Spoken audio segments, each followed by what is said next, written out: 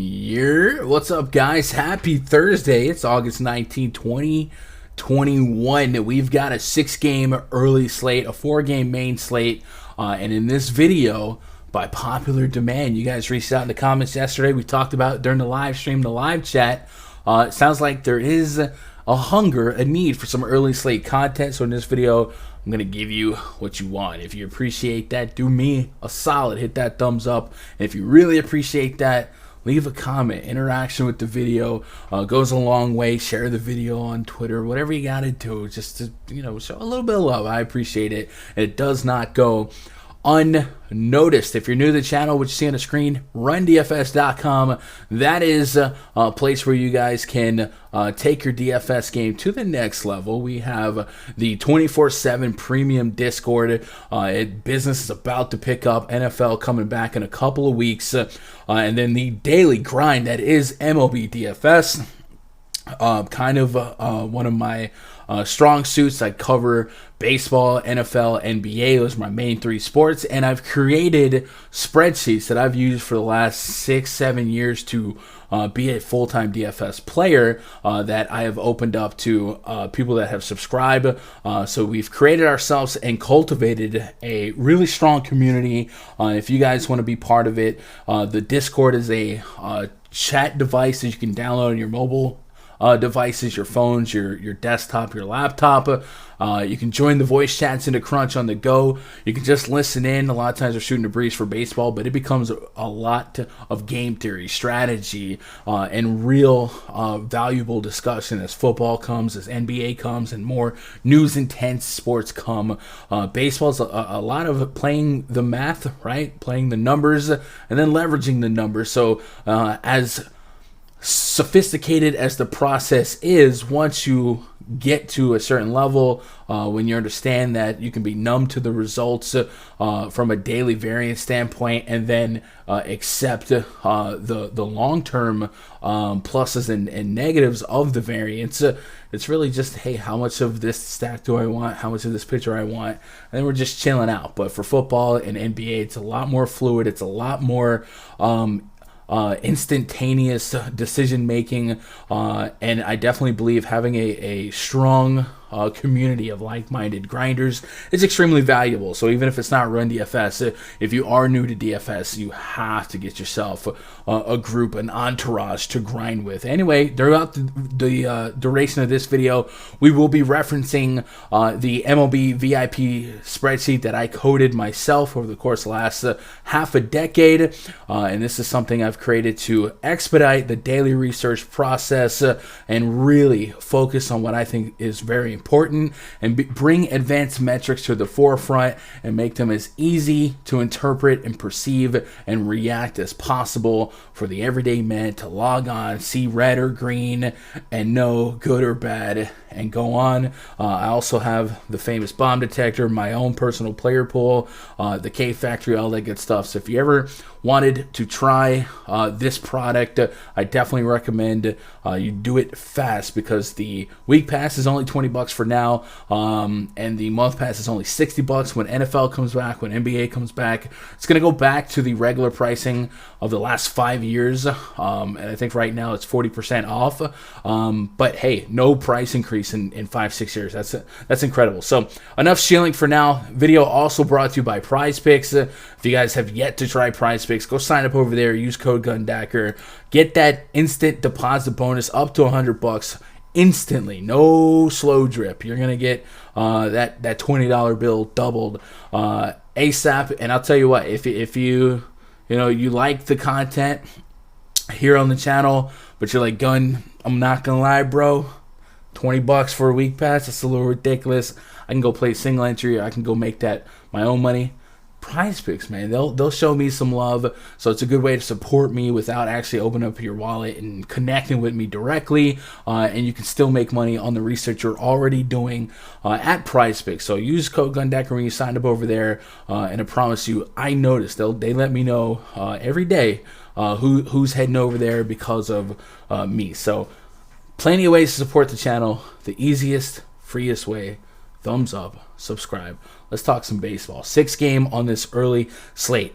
Orioles taking on the Tampa Bay Rays. Jorge Lopez versus Shane McClanahan of McClanahan's Auto Parts.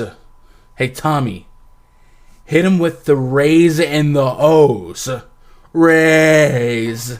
O's. Rays. O's. Heart attack. Come on. That alone deserves your thumbs up. Rays have an implied run total of 6. They're minus 350 favorites. Jorge Lopez and his offense, 3.3 implied run total, plus 260. Keep an eye out for Trey Mancini. He's been out the last couple days.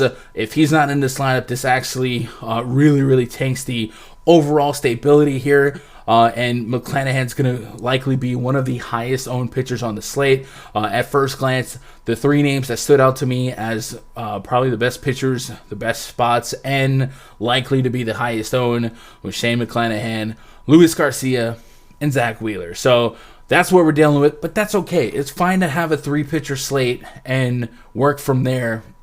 So I'll say McClanahan's going to be a tier 1 pitcher for me on this slate. And Jorge Lopez, I'm not playing him. Jorge Lopez against lefties, a 19.9% K rate this year, a 272 average allowed, a 159 home run per 9 allowed, and against righties, he's allowed over a 300 average. The Rays have been teeing off on Orioles pitching, start to finish in the last couple days, and I think the Rays will have a solid lineup no matter what they put out today to capitalize yet again. So Rays will be one of my more sought after stacks here. Again, I assume the field's going to be feeling the same way too, and usually on these afternoon slates where certain lineups don't come out till later in the day anyway, a lot of people gravitate more towards the known, the certainty. So I think for that alone, I could see a lot more people prepared to stack Rays by slate lock with the McClanahan shares. So here's another like a game theory note, strategy, leverage, whatever you want to call it. On this slate, on DraftKings at least, I would likely start the projection ownership-wise from McClanahan, Zach Wheeler. I probably send at 50% each, right? I think Luis Garcia is the wild card. He creeps up. So if all of those guys, reach a 40 to 60% ownership share, I don't like the Orioles just matchup-wise, but baseball is baseball, right? If you are 100, 150 lineup type of guy, play the chaos, right? If that 60% owned pitcher caves in and that other offense tees off in one of the 1 percentile, the 99th percentile, which way you want to look at it, the leverage builds itself. And usually on these slates, I find myself doing that. I'll hedge against my own shares every day, but even in this case against the field, I'll hedge against the highest owned pitchers just to see what happens. And if it's throwaway lineups, cool, because I'm going to have McClanahan shares to begin with.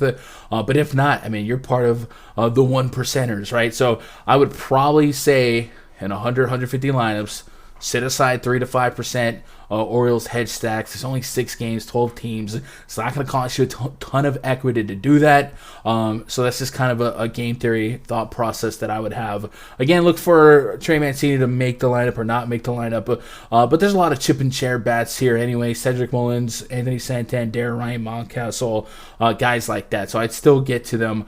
But that's only in the mass field, big tournaments, 150 lineups, 20 or less entries. I'm not doing that, but that is something that I wanted to kind of convey to you guys that are maybe dominating the mini maxes or looking to do so. Right?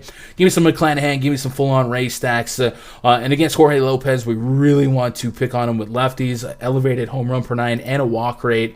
This lineup could come out 60% lefties with Nelson Cruz, Randy Arozarena, and Mike Zunino, who had the day off last night, all potentially in the lineup today, and the rest of the lineup could be all lefties to really pick on Lopez's biggest weaknesses. And then, of course, that Orioles bullpen is so bad. Next game on the docket, I want to talk about Angels at the Tigers. In the CSV, the pricing CSV that I pulled from Fanduel, I actually got an incorrect price on Ohtani. And I think this is reflecting his pitcher price, not his hitter price. Obviously, he played last night and had an incredible historic game. Homered as a hitter. Then he got his 40th homer and then just threw a freaking gem that was just a masterpiece. And those are like all-time classics. Because it was a night game going into a day game, short turnaround, and he pitched last night, I wouldn't be shocked if he doesn't play today. It's a road game. Angels are pretty much tapped out. Maybe he does play. I don't want to, put that evil on him, Ricky Bobby, but I could see a lane where it makes a lot of sense for him to take the day off. If he did that, it really weakens and waters down the Angels lineup, and there's a lot of pitchers I'd consider to go against that lineup, but is Matt Manning one of them? This is a tough decision. Matt Manning is not that guy, pal, right? Just a 6.6% swinging strike rate on the year. The overall K rate of 11.5%. He's purely pitching to contact and hoping to get outs in 8 innings. So I would probably say no is my knee-jerk reaction to Matt Manning. But it's on you, I guess, to decide and make that decision.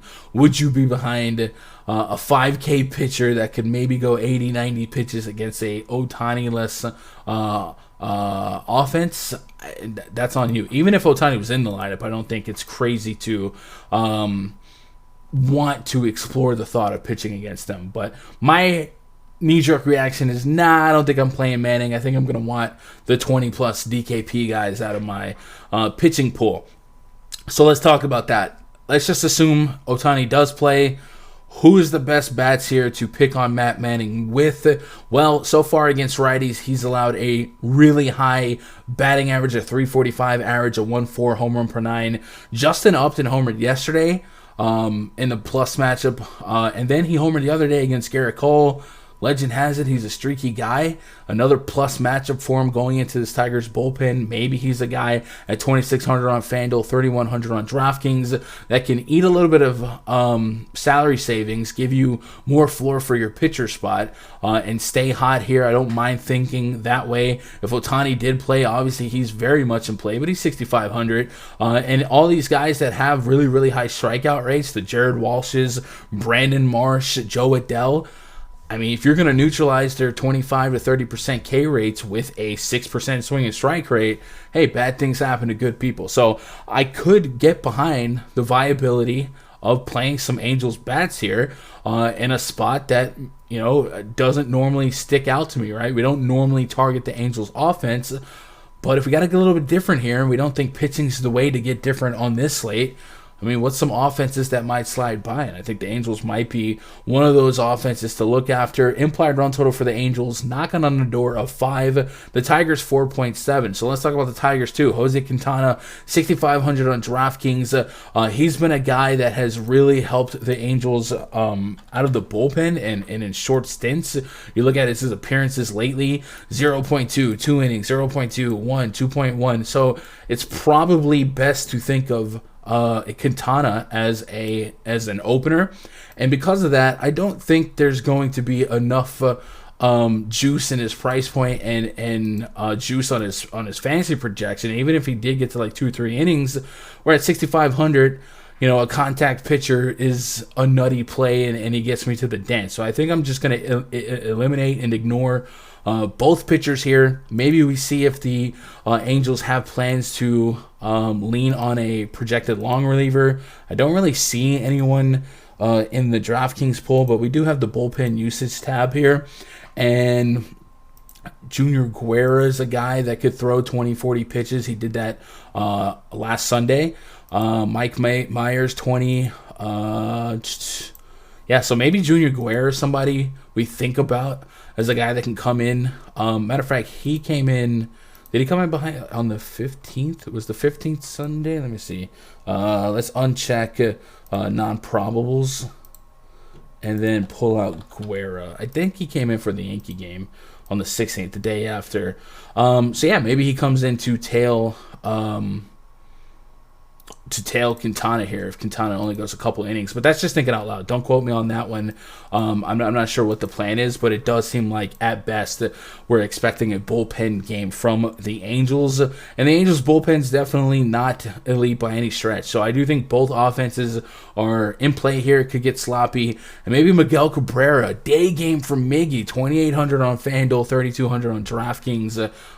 Maybe he gets number 500. He just missed it last night. And I do think both of these offenses chipping a chair here. They're going to be in the mix for me. But if I'm being honest, 6-game slate, there's a good chance I get to every offense. Let's go on to the next game here. 2:05 p.m. Eastern. It's about an hour after the first game locks. Rangers hosting the Mariners. This series continues. Chris Flexen on his haters up against Spencer Howard. Mariners a 4.8 implied run total. The Rangers 3.8. They are plus 145 on the old ML. Flexen a 16.3% overall K rate, 8% swing and strike rate, 1.27 whip, and a 4.27 expected ERA. None of that is particularly staggering or exciting. And Spencer Howard also not exciting, but he does have a little bit more strikeout propensity than Flexen, and he's $5,300, 27% K rate to lefties, 21% K rate to righties. At home this year, he's had a 0.71 home run per nine, a 26% overall K rate. The metrics are solid, but the xFIP is pushing 5. So if I'm creating a player pool of guys that make a little bit more sense to be a little bit more on the positive variance side at 5,300, if we gave him 50 pitches, is there a world where 10 to 15 happens, and is that a usable score? My quick answer is probably going to be no, but again, I'm leaving all those crazy questions up to your internal monologue to answer. I don't think I play either pitcher here again, and that kind of makes this slate a little boring, right? Is the pitchers are the pitchers, and I think everything else is just getting the right combination of hitters. And I don't know that I get more than 3 pitchers in my player pool. I don't know that that's a problem. You got to play the hands that you're dealt. But I don't think I get to either one of these guys. Flexen has maybe a little stronger case. You'd have to accept the fact that you're not really playing him for the strikeouts. We've seen the strikeouts come to fruition. He got as much as 6 and 7 against the Yankees in Tampa Bay. But the Yankees in Tampa Bay inherently strike out a little bit more. In 3 games against Texas, he's averaging 20 DKP. So versus Howard, I definitely think Flexen has a stronger range of outcome to be a positive play at this price point. He last pitched against Texas on July 4th, 23 DKP. You'd really kind of be hoping for him to get you 6 innings, maybe a strikeout per inning, but probably closer to 0.8 strikeout per inning, and then you're hoping he scoops the win. He's a minus 158. So maybe Flexen on DraftKings is somebody I could roster. I don't think on FanDuel I'm inclined to get there, but I think on DraftKings 6,600, we probably put him in the bottom here. And if for an aesthetic exercise, let's do this. Let's put Shane McClanahan as a tier 1. McClanahan. I don't think I spelled that right. And then let's put Chris Flexen as a tier 3. I like to tier my pitchers, and then I can come back and set exposures that kind of reflect where I was on a confidence level. But DK only for Flexen. Could both offenses be in play for me? Probably. I don't think they'll open a roof in Globe Life, but it's the middle of the day game, so who knows? Has been raining a lot in Texas, so if it didn't rain and it stayed cool, 70, 80 degrees, maybe they popped the lid open, but you should probably assume that there's like a 90% chance that the roof is closed, and this plays more of a pitcher park. Offensively, I think you bet on the talented guys, the Mitch Haniger, Kyle Seager, Adolis Garcia, guys like that, but in 100, 150 lineups, you're probably really got the opportunity to throw a little bit of equity on everyone, depending on how thin or how thick you like to diversify your stack percentages. This might be a slate that you find you don't want a full stack and 5-man stacks, and then you could get a little bit more creative. My paint by numbers process is generally to 5-man stack. but it's fine to have a different process than that. Give me a little bit of flex in both offenses, cherry picking. Moving on, Royals hosting the Astros. Luis Garcia up against Mike Minor. Luis Garcia is 8,400 on DraftKings. Mike Minor is 5,700. Astros still project really good on the road, really good against lefties. Maybe you haven't seen that big boom game from them lately. I talked about this yesterday in the Discord voice chat. Kind of feels slot machine-y, right? You guys know my slot machine analogy. You're sitting at the slot machine, you're pumping quarters into that Astros stack, and it doesn't happen, and then you're like, I'm done. I'm done gun. I get up, I walk away, and as I'm getting a new Sprite or taking a sip of coffee, I look over my shoulder. Some old lady sits down, picks up a quarter, puts it in there. Jose Altuve double dong. Yordan Alvarez grand slam. Just chaos. So if you've been at the slot machine for the Astros, I wouldn't get off from here. Should be about 90 degrees out there in Kaufman. I would absolutely be looking at the Astros as one of my higher end opportunity stacks. I think the Rays will be number one. Maybe I'm looking at the White Sox up there as well. Maybe I'll tier them here in a minute. But the Astros are absolutely going to be like a top 4, top 5 team that I want a nice chunk of stack against. Mike Minor's been pretty solid in terms of results. 23% K rate to righties, 28% K rate to lefties. Just a 3.5 xFIP to lefties with a 0.44 home run per 9. But then the numbers that we can isolate here against righties give us a little bit of hope. A 4.45 xFIP to righties, a 1.75 home run per 9. Last year, he had over a 2 home run per 9 to righties. And the fly ball rate's elevated. This Astros lineup right now projects extremely righty heavy and a lot of guys that bat 280 or greater with very, very low K rates, 18%, 14%, 7%. So I'll absolutely be sitting at that slot machine still looking for that big Astros game. Hopefully it comes against Mike Minor. If you thought Mike Minor's good enough at 5,700 to put together a 15-plus DKP, I definitely wouldn't talk you off that ledge. It is a common range of outcome from him without context. If you look at his game log, some of the matchups a little bit softer than the Astros, and then you'll see, at the Rangers, -10, -2 at Boston, at Cleveland, -5. There is definitely some volatility and some risk involved. But hey, man, if you dropped a pair of Cajones on the table and said, hey, if 5K I can get 20, I'll have a little bit Mike Minor. I think that's fine. I would wrestle with the thought of having him in the back end of my player pool, but less than 10% easily. And then Luis Garcia, 8.4K on DraftKings. I don't know if you guys saw me tweet it yesterday. Zach Greinke went 6 innings, like 85 pitches, 0 strikeouts on 1 earned run. Incredible no strikeout game. Hopefully Luis Garcia picks up the slack and maybe they save some strikeouts for Garcia here, and Garcia can get me 8 to 10 strikeouts. 8,400, I like the price point. I think there's a soft landing. He's got a 28.6% K rate to lefties so far this season and a 25% K rate to righties, a 3.5 xFIP about cumulatively to both sides of the plate. On the road, his K rate has dropped a little bit to 21%, but he hasn't allowed a homer on the road, and his ground ball rate is at 57%. So against his Royals team that will likely offer you a lot of 25% K rate guys against righties since the beginning of last year, Luis Garcia is easily going to be one of the more sought-after points per dollar pitchers, and I got no pushback against that. Right now, I probably got him third, right? I think I got McClanahan and Wheeler as 1 and 2, no particular order, and then Garcia is easily the next man up in that spot. You could see in his game log, there's a lot of positive fantasy points as a floor, a lot of 15 and 18s, but there's also some 30s in the mix as well, and I do think that this part could play positively for him. The opposing offense could be positive for him, and maybe this is one of those games he taps into the 20 plus and maybe knocks on a door of 30 DKP. So Garcia's in the mix for me.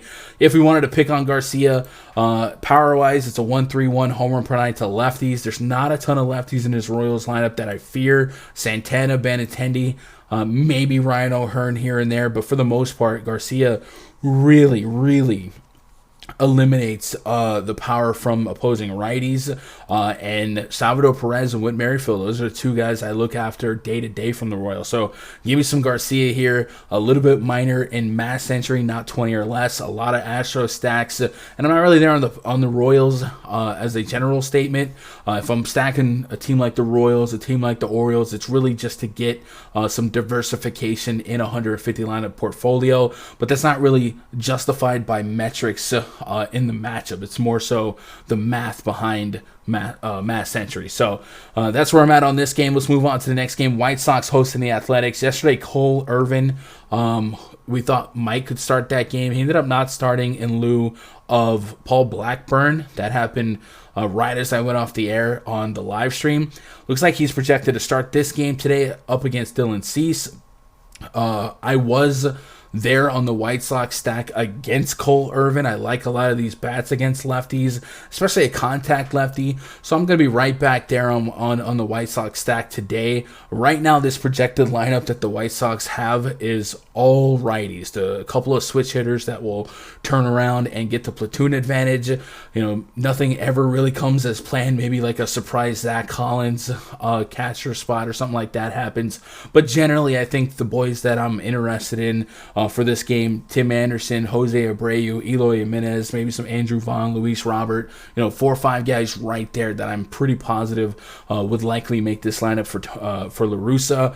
And Cole Irvin's somebody that I don't really have a ton of interest in pitching. His strikeout rate's pretty low, 17% overall, and a 9.3% swing and strike rate. So give me some White Sox bats here. They have a 5.1 implied run total. Dylan Cease on the bump for the White Sox. He's 9,100. I think he's easily the 4th best pitcher for me. And you could make a case he's a little bit better individually, but matchup considered, I don't think I can justify him above the Garcia, above the McClanahan, above Zach Wheeler. So for me, he's probably going to be number 4, which means likely going to have the 4th most exposure to him. Maybe I talk myself into the price point, the value point on a Chris Flexen, but from a talent standpoint, C seems like he's number 4. But the reason I'd be skittish here is because I do think this matchup is really, really tough. There's a lot of 22% or less K rates in this Athletics lineups since the beginning of last year. Starling Marte's been really strong. Matt Olson's a menacing figure. Dylan Cease does strike out lefties at an extremely high clip, and same with righties. So it maybe can neutralize and offset here. It's kind of unstoppable force, a movable object. So I would probably be the safe man on the seesaw and sit in the middle here and just do a balancing act where I have a little bit of both sides. But as a MME guy, I can do that. In 20 or less, I'm still stacking White Sox. In 20 or less, I probably don't pitch Dylan Cease. And, that's not something you have to follow. That's just me thinking out loud what I would do. If you really, if your risk tolerance is a little wider, I'm just assuming Dylan Cease is not going to be a top 3 owned pitcher because of the McClanahan, Zach Wheeler, and Luis Garcia's. So if you are somebody that wants to get, onto a chalk offense, but get a little different at pitcher, maybe you give up and gain some leverage that way on a Dylan Cease. Looking at Dylan Cease's game log, you guys know the risk reward is there. 14, 24, 37. That is a solid floor to ceiling ratio. But all these are pretty high K teams. The Yankees, the Cubs, and the Kansas City Royals in back-to-back games. He has not faced the Athletics. And like I said, Athletics, when they're at their best, don't really project as a super high strikeout team. And Dylan Cease is a guy that I noted in that Yankees game, if you guys remember that stream. He's a guy that averages over 6 pitches per out. So it's not like quick, efficient at-bats. He can get those strikeouts, but it's usually laborious, and because of that, he tends to get into an elevated pitch count pretty quickly, and you're seeing, the innings are 5, sometimes 6, but a lot of 5 innings on 100 pitches, and that's something I would be really, really concerned about. So one of the tools that I have in the RunDFS.com MLB VIP spreadsheet is the K Factory, and for this game, to show you what I'm talking about, Dylan Cease is averaging 6.08 pitches per out against left-handed hitters and 6 pitches per out against righties. And then looking at the hitters for the A's, a lot of guys here at 4+ and 5+ on the right side. So if I give him his 100 pitches, Dylan Cease that is, if I give him his 100 pitches, how many outs does the algorithm project? So at 100 pitches, it's giving me 20 outs, which is actually pretty solid, right? That's 6 innings or more. So I guess is what it's saying here is that the Athletics swing more, they just don't strike out as much. A lot of swing and strike rates at 12% or less. So maybe if those swings generate outs, I could be in on that. At 100 pitches, I also get about 7 strikeouts. So yeah, he'd be my number 4 pitcher. Yeah, he'd be my number 4 pitcher. And then the athletic stack would be something that I can get to at a single-digit percentage and still probably be at or above the field. Starling Marte is really my favorite bat to target from the Athletics, and it's more so the fact that he gives you such a high floor for fantasy because he steals bases at an incredible clip. 1 stolen base yesterday, and you see it in his game log. You know, he's stealing bases over 50% of the games in his last 10.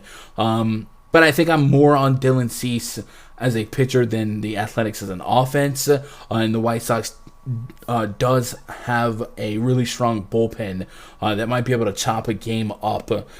Cole Irvin, like I said, I want to pick on him, not necessarily because I think he's super, super bad. I don't think he's good, but it's really because I think the White Sox are a top 4 offense in and of themselves, especially if you put them against a left-handed pitcher. So to summarize, White Sox stack, Dylan Cease, yes, a couple of Athletics, and then in 150 I would get to some Athletic stacks. 1 game left on the docket.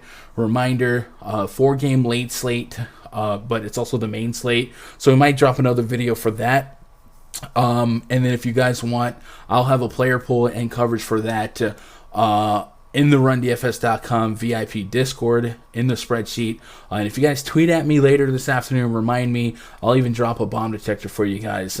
Main event on this early slate is 3:40 p.m. Eastern, so this is going to be 3:40 p.m. Eastern when the first game is at 1:10. So not quite 3 hours, but almost 3 hours after the first game of the slate. You probably don't have lineups for this game, but I would expect it to be the Phillies' full strength lineup, right? They need these wins to stay neck and neck with the Atlanta Braves for the National League East. And then Madison Bumgarner's on the bump for the D-backs. Zach Wheeler's 10.2K on DraftKings. He's got a 31% K rate on against lefties and a 28% K rate against righties. On the road this year, 3.14 xFIP, 26.4% K rate. Keeping the ball on the ground in the park. Does have an elevated line drive rate, but this is a Diamondbacks team that doesn't project for much power. They do get sometimes annoyingly scrappy with the a couple of 20%-ish or less strikeout rates, but Zach Wheeler's just on a whole different planet. One of the National League Cy Young contenders, and before Fernando Tatis came back, there was a case that maybe he was in war talk to be a contender for the MVP. His game log also a little bit variable. 14 against the, at the time, hot Cincinnati Reds. Almost 50 against the Mets. 17, 16, 28. So I understand being a little bit skittish, but it is Arizona. It's going to be one of the weaker, less powerful offenses that that he has faced in a while. I'm okay if you are skittish, but I'm also somebody that would caution you to recognize and remember that, especially if you look at yesterday's early slate, Zach Wheeler's 18 might still be a top 3 scorer out of pitchers because it seems like pitching is extremely top heavy. So I wouldn't dismiss him based on game log inconsistency or anything like that. I would just be, if I was going to be skittish on him or lighter on him, it'd be because I think I can get that same score-ish from another pitcher at lower ownership and hope that he can beat him in that ownership leverage game. But matchup-wise, I wouldn't overthink it. I do think Zach Wheeler's a premium name and probably the number 1 pitcher if I had to rank it on the slate. Him, McClanahan, Luis Garcia, still my top 3 there. You could argue Garcia points per dollar, but man, Zach Wheeler, he's got himself a spot. So he's going to be one of my tier ones. If we get back to the player pool here, we'd add Zach Wheeler to tier one, and we'll probably even add Luis Garcia as a tier one option. I don't think I wanted to add. I think Dylan Cease would end up being a tier three just because of how much equity would actually be left, and I don't know if that's a super upside spot. But if I rose him to tier two, it's not something I would sweat or lose sleep about. Madison Bumgarner pitching for the D-backs. By the way, Phillies have a 4.7 implied run total, and the D-backs at 3.4. Bumgarner's on the bump at 7,100. He's definitely somebody that time and time again is kind of like a John Lester, where the metrics continually project him to give up a lot of hard contact, a lot of line drives, and then it just seems like game to game he's not dying. He's becoming a professional pitcher. He's kind of reinvented himself. The hard contact, the fly ball rates, the line drive rates, the pull rates, all that's going to project extremely well in my home run prediction tool, the bomb detector. And the Phillies have a lot of 4+ on the bomb detector today. Gene Segura, JT Realmuto, Andrew McCutchen, I think, has the highest bomb rating. Alec Boehm has over a 4 rating. And then I would never dismiss Bryce Harper. So, yeah, they're going to look like a juicy stack, but we've definitely seen Madison Bumgarner kind of spell that. While I got some time, and since we haven't really referenced Fangraphs, I do want to isolate what Mad Bum's kind of done since coming back from the All-Star break. So what I want to do is go look at his, I guess we'll do splits. And we'll do, can we do second half? Yeah, we'll do second half splits on the tool here. And then I want to look at batted ball data, second half. Does it give me second half data? Yeah, it does right here.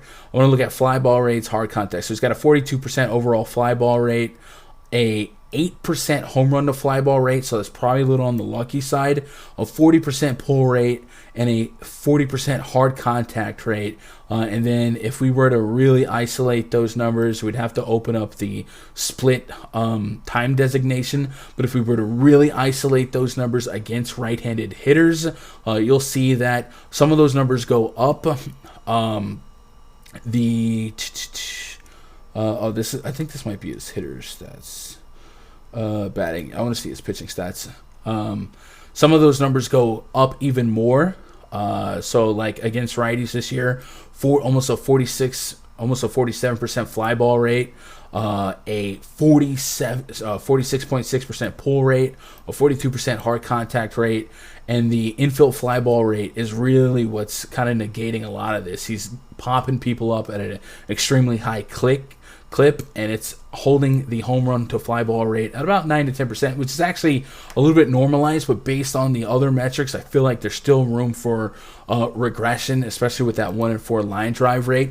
And then the guy I want to run that back with here and kind of look at the metrics on is Andrew McCutchen. And the reason being is McCutchen has the highest bomb rating in today's bomb detector at 4.5. And McCutchen, don't get me wrong, I like McCutchen, but you usually don't see him as a massive power bat at the top of the lineup, at the top of the bomb detector. He has got a 282 ISO and a 1. OPS, so I guess it makes sense. But just as an exercise while we're looking at batted ball data, I want to cross-reference the numbers we just read for Mad Bum and look at what Andrew McCutchen has done this year against left-handed pitching. So I'm going to go to his batted ball data on the season against lefties. And against lefties, he's got a 40.6% fly ball rate, a 31% home run to fly ball rate, 50% pull rate. And if you guys don't know, pull is really the average maximum power side for a hitter. It's to their pull side where they really get all the swing onto the ball. And then a 44% hard contact rate. The infield fly ball rate's at 13%. So kind of on par with what Madison Bumgarner's allowing, and a 23% line drive rate. So those are really positive matches to project an extra base hit or two or a homer for Andrew McCutchen. So I kind of want to trust the bomb detector there. He's 3K on Fanduel, 3,900 on DraftKings, and then I'll also have a lot of Phillies here. I do think just as a stack that can get me amongst the highest runs on the slate. I think they're up there top 5. I think the Rays are still 1. Astros, White Sox. Would Phillies be number 4 for me? Maybe. Yeah, maybe number 4 specifically. I think I'm going to, cherry pick Angels and Detroit and just see what happens. But yeah, I think the Phillies would be a top 4, top 5 offense for me to target today. So with that said, would you play some Madison Bumgarner? It's not somebody that gives me the warm and fuzzies, but in the grand scheme of the slate, you put him on a table with some of the other names. I definitely think he's playable. 17 plus DKP in 4 straight games. Has he pitched against Philly? He has not this season. I think if you're looking for 2.5x as a range of outcome, yeah, I think he could do that. So I'll put him as a tier 3, and this is probably how my pitching pool would play out. McClanahan, Wheeler, Garcia, tier 1 options, and then flex and Cease and Bumgarner as tier 3. I probably leave the rest of the pitchers alone, and then I just play the numbers game and mess around with stacks and stack ownership, stuff like that. As far as multi-entering this slate, I think in 20 entry, it's cool to go after the 4-man stacks and 4-3 stuff like that. I typically do like the 5-man stack and the mini max or something like that, but this is one of those slates where you could see how some of these teams could be very top heavy 2-3 hitters, and maybe you can push back against the full 5-man stack. So I might just commit to the 4-man stack. If I get a couple lineups with 5, I'll go for it. But I'm going to use that as a way to get a little bit different and maybe shuffle the deck of cards a little bit more, and hopefully we get the right one-offs. So that is our look at the early slate for DraftKings FanDuel. Hopefully this video helped you walk through game by game here. Remember, none of these lineups are confirmed. A lot of this is card subject to change. If you guys do appreciate the information or the video, let me know in the comments below. If you're on Twitter, twitter.com/Gundacker, and I'll see you in the next one. I love you guys. Good luck. God bless, and go win some money.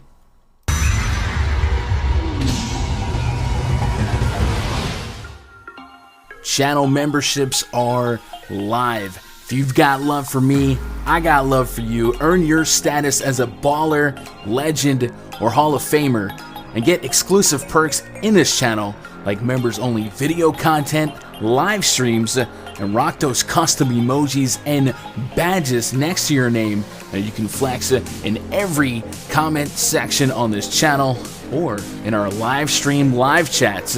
Memberships are the best way to show love for me, show love for the content, and make sure more content comes your way.